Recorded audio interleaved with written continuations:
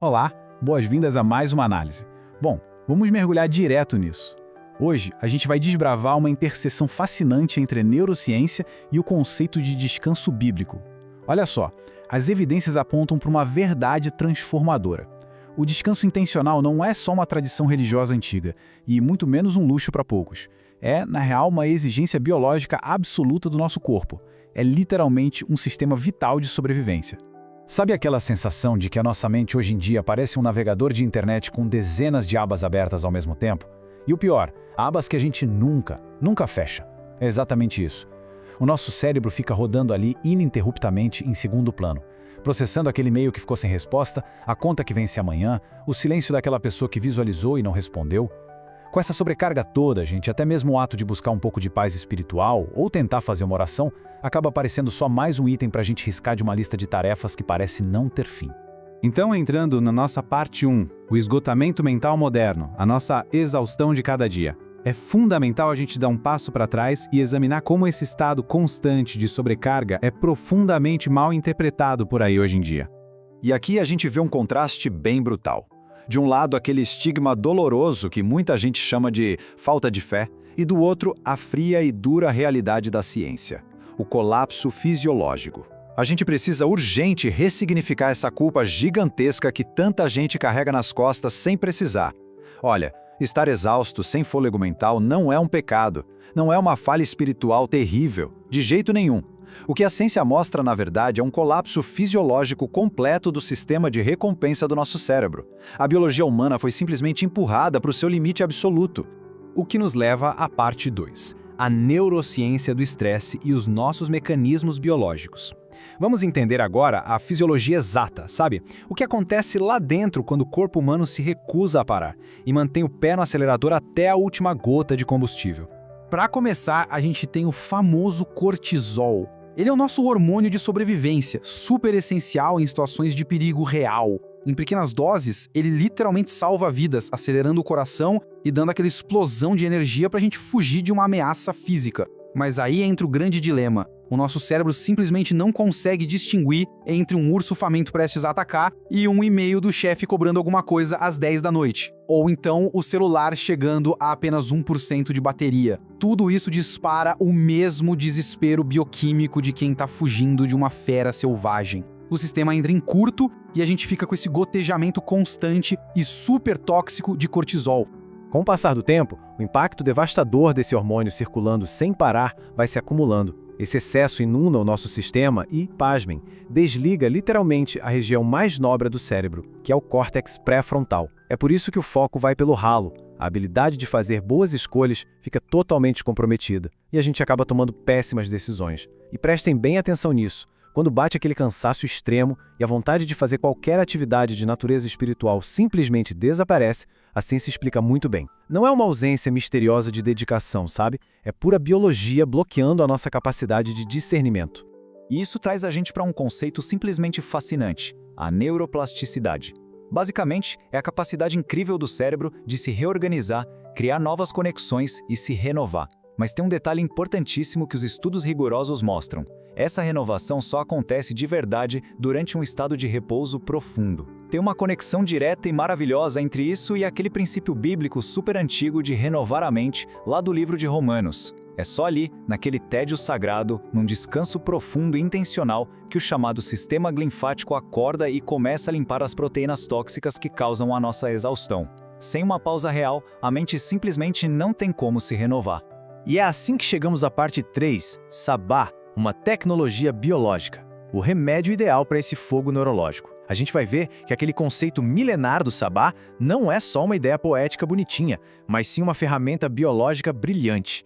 Tem um erro bem clássico que a gente precisa encarar de frente. Afinal de contas, por que o Criador descansou? A cultura popular gosta de imaginar uma figura divina super exausta, precisando recuperar o fôlego depois de criar o universo todo.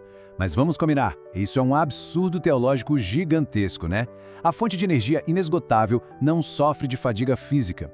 Aquele descanso original não rolou por cansaço. Na verdade, foi o estabelecimento intencional de um ritmo vital. Foi a criação de um compasso necessário para a própria sobrevivência humana, prevendo que a nossa saúde ia ser frágil e limitada. A história nos lembra exatamente disso. O sabá foi feito para o homem e não o homem para o sabá. Isso deixa claro que o nosso design biológico tem limites que não dá para ultrapassar. Esse descanso semanal não é de forma alguma uma regrinha chata de controle para tornar a vida pesada. Muito pelo contrário, é tipo um remédio preventivo que salva vidas. É um reconhecimento muito compassivo das nossas limitações biológicas, afirmando para a gente que a pausa serve literalmente para curar a humanidade. A biologia tem a sua própria lógica de tempo. A gente sabe que os nossos corpos operam nos ritmos circadianos de 24 horas para dormir e acordar. Mas o nosso cérebro exige uma arquitetura de tempo mais espaçada para lidar com o estresse contínuo. É absolutamente imperativo passar por um reinício forçado, um verdadeiro reboot, a cada ciclo de 7 dias. E por que exatamente 7 dias? Porque a neurociência confirma que esse é o tempo biológico que a gente precisa para pegar aquela sobrecarga gigantesca de cortisol de uma semana de muito estresse e baixar ela para níveis seguros de novo. Parte 4. O falso descanso religioso. A nossa armadilha moderna. Agora a gente vai olhar para uma armadilha enorme que pega muita gente. Quando existe uma tentativa genuína de descansar, mas acaba só gerando mais estresse. O X da questão aqui é a diferença dramática entre o tal trabalho religioso e o verdadeiro sábado. De um lado, a gente vê aquela tentativa de preencher o suposto dia de descanso com uma correria louca. Pular de uma atividade para outra, entrar em reuniões que não acabam mais, sempre correndo contra o relógio. Nessa dinâmica, o corpo continua em estado de alerta máximo, jorrando cortisol na corrente sanguínea, mas em total contraste, do outro lado, a gente tem o descanso autêntico. Ele é marcado por aquela decisão de não tentar resolver os problemas do mundo em um dia só. O foco vai todo para a contemplação ativa, o que reduz naturalmente a pressão e cria o ambiente perfeito para a nossa fisiologia finalmente conseguir relaxar. Parte 5. Passos para o sabá digital. E a nossa aplicação prática. Como a gente aplica tudo isso hoje em dia? A verdade inevitável é que o maior ladrão do nosso descanso hoje não é o trabalho braçal, mas sim aquelas telinhas iluminadas que andam com a gente o tempo todo. E aqui é crucial a gente derrubar um mito bem comum. A dopamina não é necessariamente o hormônio do prazer genuíno. A ciência define a dopamina como a química do querer mais, sabe? Da busca eterna. Dessa dopamina barata que a gente ganha rolando infinitamente o feed, vendo notificação, curtida e consumindo notícia de forma frenética, atua aprisionando o sistema de recompensa do cérebro num estado viciante de alerta permanente. Para curar isso, a gente tem que romper esse ciclo brutal e fazer uma transição voluntária para a contemplação ativa. Escolher atividades que não precisem desses microestímulos eletrônicos é a chave de ouro para avisar para o cérebro que a maratona mental de hoje já acabou. Para curar esse esgotamento tão profundo, a recomendação, com base na biologia, é ter a coragem de estabelecer um jejum de 24 horas inteiras, desconectado de telas não essenciais. Eu sei, para muita gente, só de ouvir isso já dá um calafrio e parece inviável de primeira. Nesses casos, tentar um bloco direto de 4 horas já é um começo absurdamente válido e poderoso. O objetivo não é o isolamento do mundo, é só dar para o sistema de recompensa uma janela de silêncio para ele conseguir se reestabelecer. Nos primeiros minutos sem o celular é super normal bater aquela ansiedade de abstinência, mas conforme as horas vão passando, os receptores de dopamina começam uma recalibragem super complexa, desobstruindo a audição mental para pensamentos bem mais calmos. E para garantir que isso funcione na prática e não vire frustração, a gente precisa adotar uma estrutura. Começar esse período de repouso com um ritual de transição simbólico e delimitado é de enorme importância.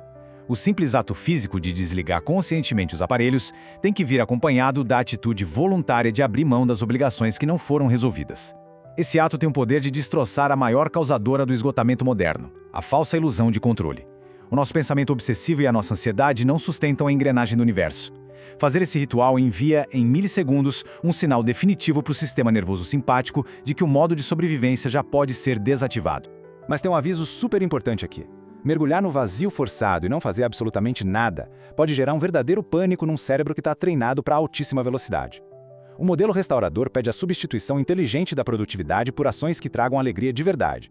Isso pode ser ir dar uma volta sem nenhum áudio no ouvido, focar a atenção na refeição em vez de olhar para a tela do celular, ou tocar um instrumento só por diversão, sem aquela pressão opressiva de ser perfeito. Falando na língua da neurociência, essas ações engajam de forma poderosíssima o nosso sistema nervoso parasimpático. A conclusão de toda essa nossa análise é brilhante, porque ela resume a fisiologia em uma só frase super poderosa: descanse no ritmo dele para vencer no ritmo do mundo. Escolher respeitar esse ritmo biológico que já é inerente à criação e pausar de forma estratégica e regular nunca deveria ser interpretado como covardia ou como fraqueza. É um fundamento fisiológico e mental absoluto. É o pré-requisito irrefutável se a gente quiser manter a saúde no longo prazo e continuar com o julgamento afiado para encarar os obstáculos que a vida impõe. Então, diante dessas claras evidências biológicas de que a nossa mente e as nossas emoções cobram muito caro por viver nessa fumaça tóxica de estresse, fica aqui a grande pergunta: como vai ser implementado o próximo período de descanso intencional na rotina de vocês para resgatar a mente do colapso?